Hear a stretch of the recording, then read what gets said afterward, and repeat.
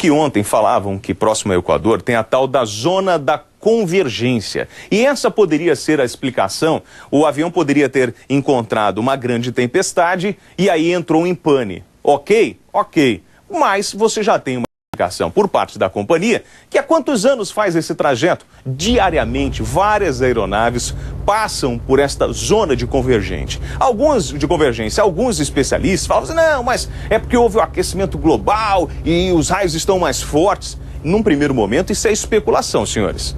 Isso é especulação, porque não tem como você, num primeiro momento, afirmar esse tipo de coisa. Eu quero até aproveitar e conversar por telefone com um especialista em acidentes aeronáuticos, o Gustavo Melo. Gustavo, muito bom dia.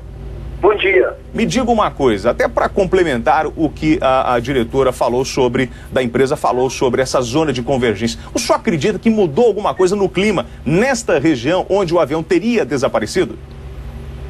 Não, sem dúvida há o aquecimento global, há um aumento de tempestade no mundo inteiro, mas não foi isso preponderante. Também não foi a meteorologia como fator principal para ocasionar a queda do avião.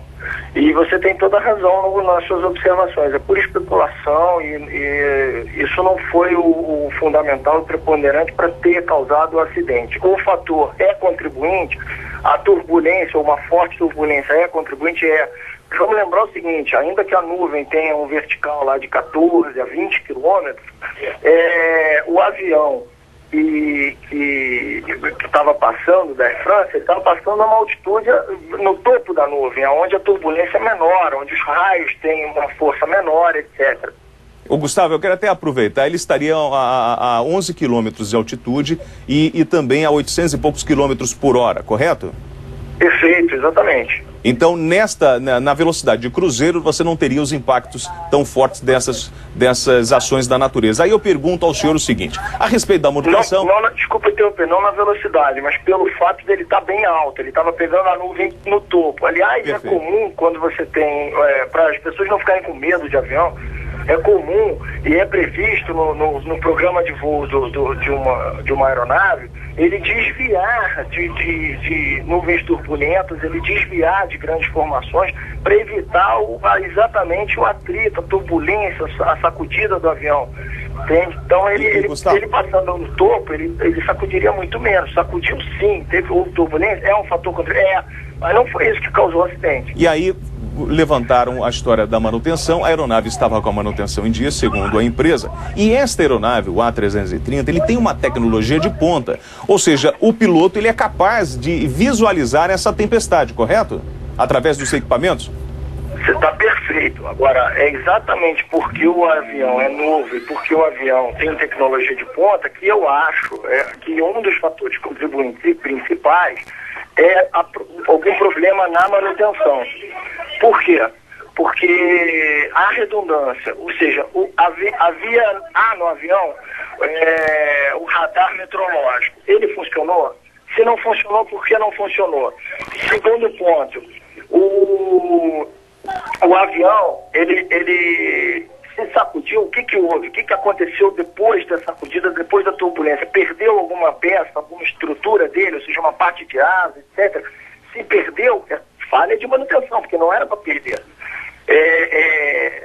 E outra coisa, houve uma pane elétrica, tem um backup de sistema de elétrico. Por que o backup não funcionou? E foi bom o senhor colocar isso, porque segundo informações que eu obtive, se acontecer uma pane elétrica, entra automaticamente um gerador que vai restabelecer. Tem um segundo sistema disponível para os tripulantes, correto?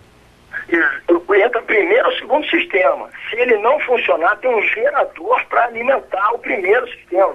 Tem 3 geradores. Então, há sistemas de backup suficientes, não só nesse avião, como em diversos outros, para as pessoas não ficarem com medo. Avião, ele não cai, ele é derrubado. Isso é uma máxima que tem no pessoal da aviação. Então, houve alguma falha humana, nesse caso, não no piloto, mas da manutenção. Alguém errou aí na manutenção desse avião antes.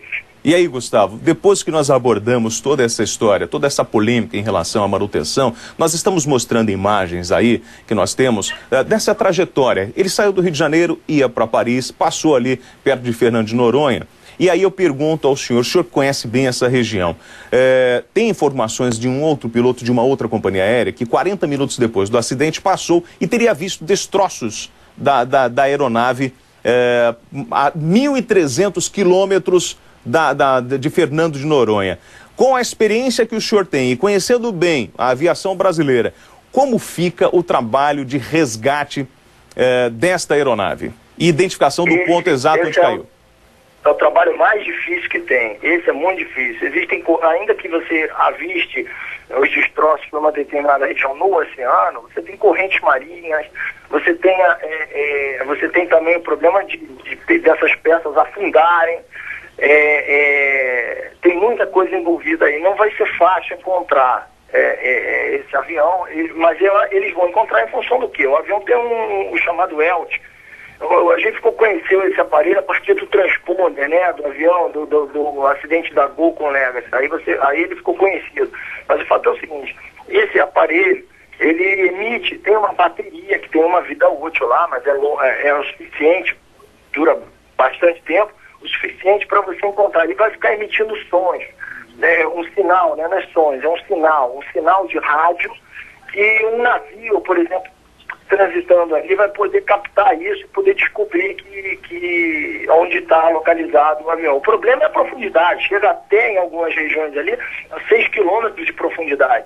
Vai de 3 a 6 quilômetros. Capturar esse avião, caixa preta, etc., vai ser um trabalho muito difícil, talvez impossível.